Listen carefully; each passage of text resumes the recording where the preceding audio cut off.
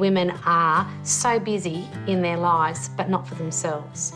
So going to a health professional is really at the end of their to-do list. Probably the biggest hurdle to overcome initially is to have to admit to yourself, this is more than just having a few bad days, there's something more serious going on, and then having the courage to speak to somebody about how it is that you're feeling.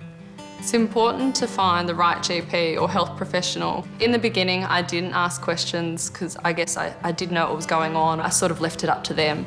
You need to be in control of that situation.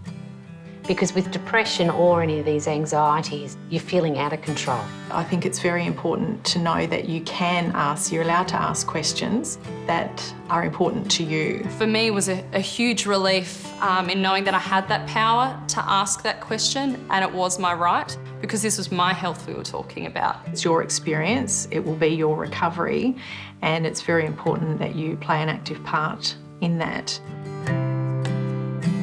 Ask what all your options are, because there's such a wide range of treatments available, from medication to counselling to exercise, eating well, getting enough sleep and other behavioural things that you can do. The more, I guess, information I had, the better it was for me to prepare myself for what I was going to go through.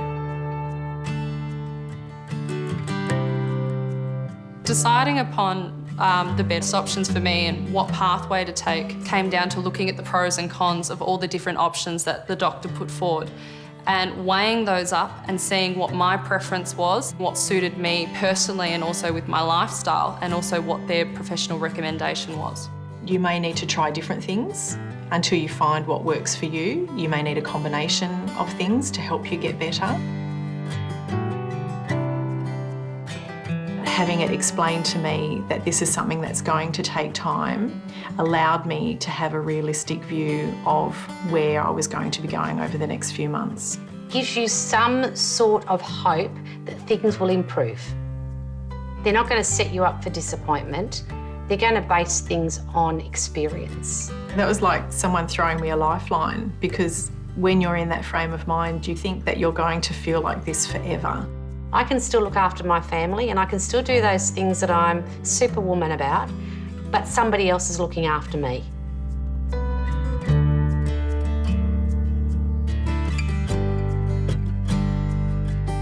You are still a good wife, a good mother, a good friend, but it's your turn to be supported, not to be the one that's supporting.